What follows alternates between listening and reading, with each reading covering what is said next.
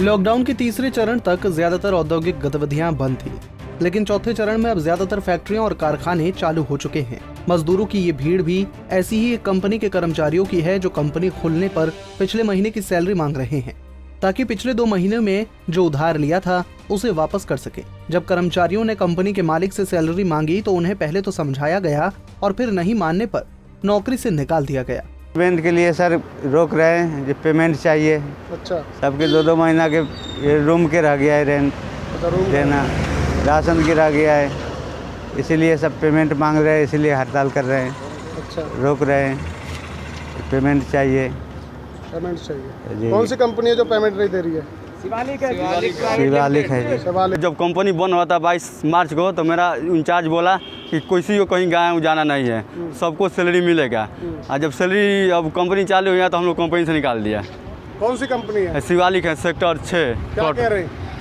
बोल रहे हैं कि अभी तुम लोग का जाओ, घर जाओ, जब बुलाएंगे तब आना। तो पेमेंट दे दिया आपको? नहीं, अभी पेमेंट नहीं दिया है। कितने महीने की पेमेंट रुक रही है? पेमेंट मार्च तक मिला है, मार्च के बाद नहीं मिला है। नहीं मिला है? नहीं। जबकि सरकार ये कह रही है किसी भी कर्मचारी को नहीं निकालना, किसी का वेतन नहीं रोकना, नहीं कर रहे ये लोग। हाँ, कर रहे हैं। तभी तो आप लोग हम लोग चाहते हैं कि कम से कम हम लोग हाँ कि अपील के करना पेमेंट हम लोग को मिल जाए, अपील का पेमेंट हम लोग को मिल जाए। हम लोग रूम किराया जो बाकी दे दे, राशन पदार्थ दे दे, नहीं तो हम लोग रूम वाला गाँव जाने देगा। मामला फरीदाबाद के सेक्टर 6 का है, जहां शिवालिक लिमिटेड कंपनी के बाहर कर्मचारी गेट पर ही खड़े होकर विरोध जताने लगे और अप्रैल महीने की सैलरी की मांग करने लगे।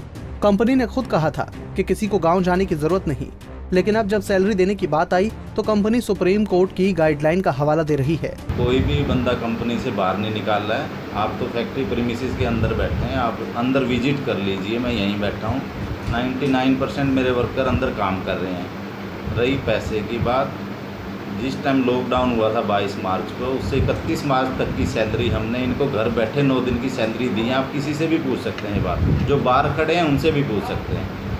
अब जो सेकेंडरी जो इशू आ रहा है, ये कुछ लोग जो भी जितने लोग हैं कुछ % बोलेंगे इनको, 50 लोग 20 लोग, इन्होंने कल भी हमारी फैक्ट्री में अंदर लाइटिंग को ख़राब करने की कोशिश करी, डीजी को बंद किया कि ताकि काम बंद हो जाए।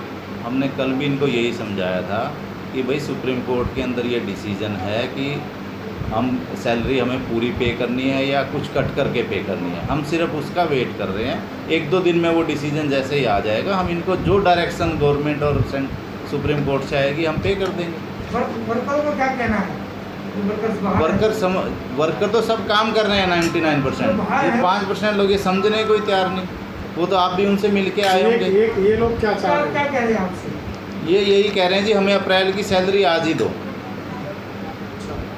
सिर्फ इनकी एक ही डिमांड है। जब से ये काम कर रहे हैं, मई की भी मैं एक एडवांस में बता दूं, आज 19 मई है ना, 19 मई हो गई है।